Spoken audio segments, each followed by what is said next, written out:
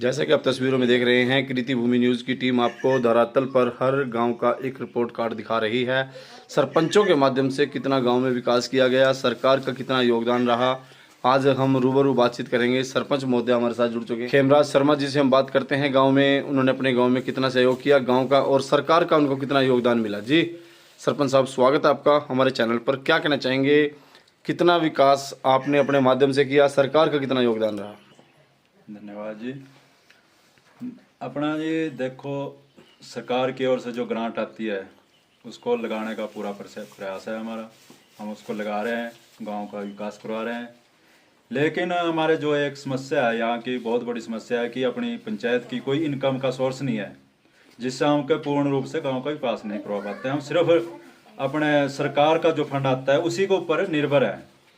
मेरा निवेदन है नायब सरकार जी से कि वो हमें एक छोटी सरकार, जो हमारी पंचायत होती है एक छोटी सरकार होती है, तो इसके लिए नायब सरकार जी हमारे को पैसा दे, जिससे हम अपने पंचायत का चहुमुखी विकास करवा सकें, पूरे गांव का, पूरी पंचायत का।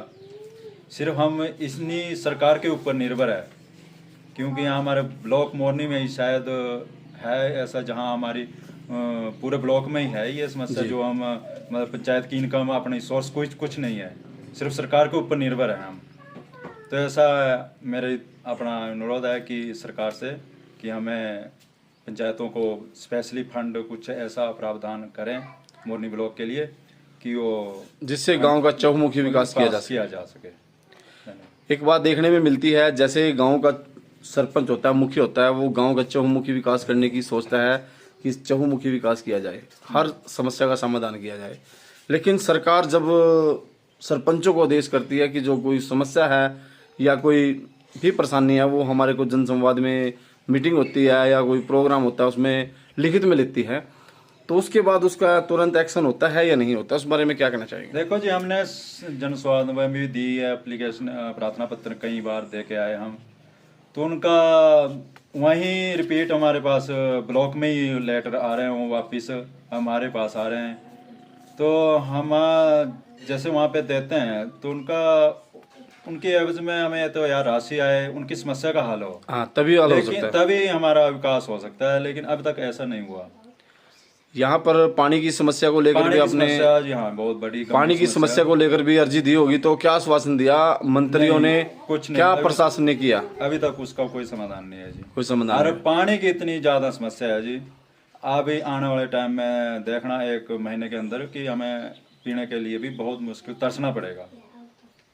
और सिर्फ एक घग्गर प्रोजेक्ट हमारे पास है, हमने उनसे बात भी की थी पब्लिक हेल्थ से कि आप ऐसा करो कि हमें बोर के थ्रू, जैसे ट्यूबवेल कोई बोर लगाया जाए कहीं पे, और जिससे पानी उठाकर दिया जा सके, ना कि नदी के ऊपर निर्भर ना रहे, क्योंकि नदी सूख जाएगी, अभी थोड़े दिन में सूख जाएगी और उसमें पानी खत्म हो जाएगा और यहाँ के लिए दिक्कत हो जाएगी। ऐसे हमारे बिजली की है, बिजली के आप यहाँ देखो, थोड़ी जगह में घूम के पोल ऊपर से डैमेज पड़े, लाइनें टेढ़ी पड़ी हैं। कई बार हमने विभाग को कह दिया कि इसको ठीक करवाएं, कई बार एप्लीकेशन भी दे चुका है, लेकिन अभी तक उसका कोई समाधान नहीं। मुख्यमंत्री ये हो सकता है जी, देखो जैसे हमारी नदी घग्गर है जी, इस पे कोई छोटे छोटे स्टोरेज, जैसे बरसाती पानी होता है उसको इकट्ठा करके स्टोरेज करके, और उसको बाद में ऊपर बूस्टर के द्वारा दिया जा सकता है वो, या मान लो बोर करके ट्यूबवेल लगा के ऐसा भी समाधान हो सकता है। तो ट्यूबवेल लगाकर भी पानी की किल्लत को पूरा किया जा सकता है। तो निवेदन है हमारा सरकार से कि ऐसा कोई परियोजना, ऐसे कोई योजनाएं चलाएं ताकि यहाँ के लोगों को पानी मिल सके। यहाँ के लोग जो पानी से तरस रहे हैं वो पानी से ना तरसें। वो बोर अगर यहाँ पे कर दिया जाए तो पानी की किल्लत से काफी लोगों को राहत मिल सकती है। ये कहना नहीं, देखो जी, अपना स्कूल है यहाँ पे, तो लगभग पूरे हैं ही टीचर पूरे हैं। हाँ, लगभग कुछ स्टाफ की कमी है, अब उसी की तो बात कर रहा हूँ, स्टाफ की कमी है। हाँ, तो सरकार चाहेगी तो कर देगी। अभी अच्छा परिणाम आ सकते हैं ना बच्चों के, अगर टीचर पूरे होंगे। हाँ जी जी, ये ना।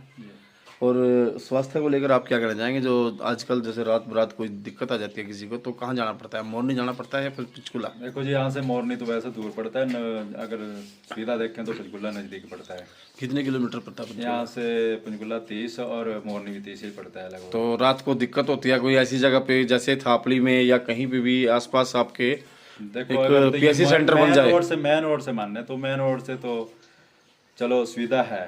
अगर यहाँ से 6 किलोमीटर हमारा बाउंड्री पे पड़ता है गाँव सूख, ठीक है जी, तो अगर वहाँ पे कोई ऐसा हादसा हो, लिंक रास्ता है, लिंक रास्ता भी क्या है, एक फायर लाइन बोलते हैं जिसको फॉरेस्ट में, तो इससे हमारा यह है कि अगर सरकार कुछ ऐसा पहाड़ी एरिया के लिए कोई ऐसी छूट दे कि ये जो हमारे गांव के जोड़ने वाले छोटे छोटे रास्ते हैं, लिंक रास्ते, इनको कोई पक्का किया जाए और ये फॉरेस्ट से मतलब इनका रेवेन्यू विभाग में कैसे मतलब काट दिए जाएं, यानी इनको कब्जा ना रहे।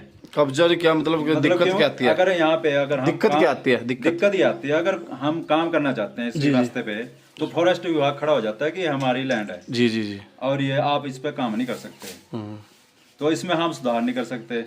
और ये ऐसे कुछ होना चाहिए, जैसे मान लो रास्ता है कोई भी, तो उसमें फॉरेस्ट विभाग कोई दिक्कत ना करे, ऐसा कुछ नियम में छूट या कुछ बदलाव होना चाहिए ताकि कोई भी किसी इस बारे में अपने वहाँ पे मतलब वो लग सके। इस बारे में अपने विधायिका को बोला है, जो आपकी विधायिका बनी है शक्ति रानी शर्मा, जो बड़ी ही एक्टिव विधायक हैं?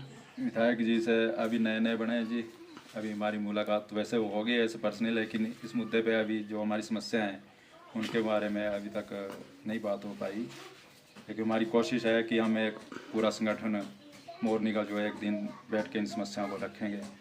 दूसरा हमारी उन्हीं से ये है कि दरख्वास्त है जी अपने के लिए भी, पंचायत के लिए स्पेशली पहाड़ी एरिया होने के नाते यहाँ पे स्पेशली फंड दिया जाए ताकि हम गांव का चहुमुखी विकास कराएं, पूरे गांव का पूरी पंचायत का विकास करवा सकें। और मूल सुविधाओं के बारे में क्या कहना चाहेंगे? जो मूल सुविधाएं जन्म अधिकार है बंदे का, जो हर व्यक्ति है जो सरकार बनाता है चुनता है, उसका एक अधिकार होता है कि उसको सभी मूल सुविधाएं धरातल पर मिले। हर घर के लिए एक तो रास्ता होना चाहिए।